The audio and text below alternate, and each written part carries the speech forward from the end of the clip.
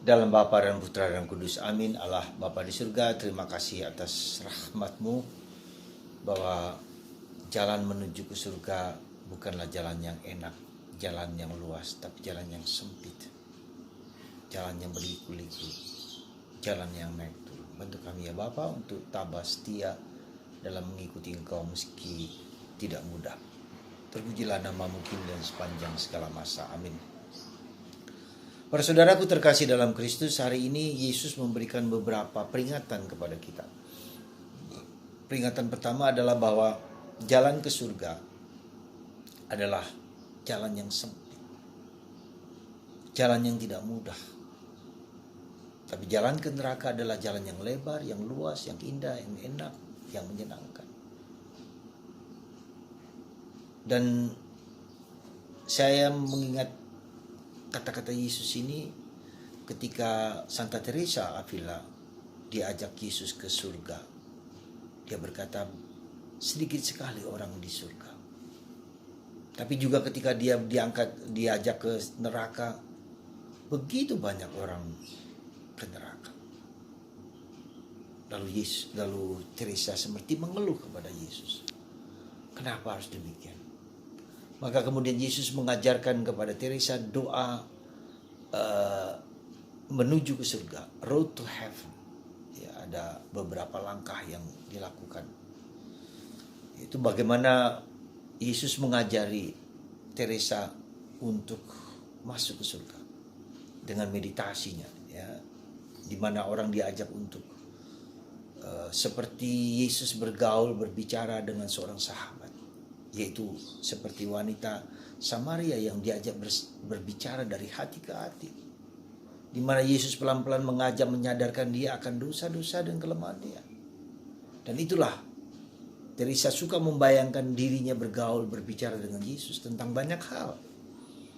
Ya, lalu kemudian dialog pribadi inilah yang menjadi bahan permenungan, bahan pembicaraan dengan Yesus. Dan Yesus memberikan inspirasi, membuka misteri-misteri yang dia mau nyatakan kepada banyak orang. Karena itulah dengan berdoa, dengan bergaul, dengan membaca dan merenungkan sabda Allah. Sabda Allah yang satu kata aja. Ya, misalnya hari ini kita bicara tentang jalan sempit, ya, menuju ke surga. Kita renungkan, kenapa jalan sempit? Kapan saya bisa menggunakan waktu saya untuk berdoa, untuk bergaul dengan Allah?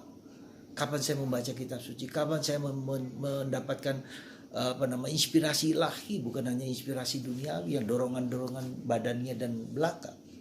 Disitulah kita melihat jalan sempit. Kita renungkan hari ini jalan sempit itu. Dari pagi sampai malam kita merenungkan Tuhan. Dan di situ kita bisa melihat ada jalan antara satu convergence, ya, menyatu kepada intinya, tetapi juga divergence yang mengarah menjauh dari Tuhan. Jadi dalam keseharian itu kita bisa merenungkan apa yang membawa kita kepada Tuhan dan apa yang menjauhkan kita dari Tuhan. Disitulah kita bisa bersyukur kepada Tuhan, tapi juga mohon ampun kepada Tuhan.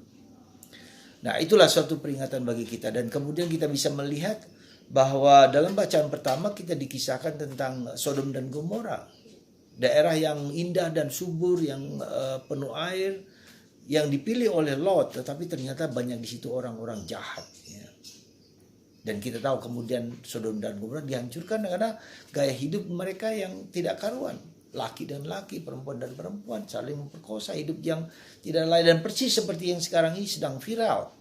Orang hidup dalam kekacauan seperti misalnya di banyak tempat dengan pembebasan dari narkoba, orang menjadi zombie, orang bebas dengan laki-laki dan menikah, perempuan dan perempuan, transgender, ya, lalu kelaminnya diganti dari perempuan ke laki, laki ke perempuan, dan lalu laki saling menikah, membentuk keluarga. Jadi mencungkir balikan nilai-nilai ilahi, ya, dan akhirnya seperti Sodom dan Gomora dihancur leburkan. Dan orang-orang LGBT itu benci dengan gereja Katolik karena membenci gaya hidup yang berbeda.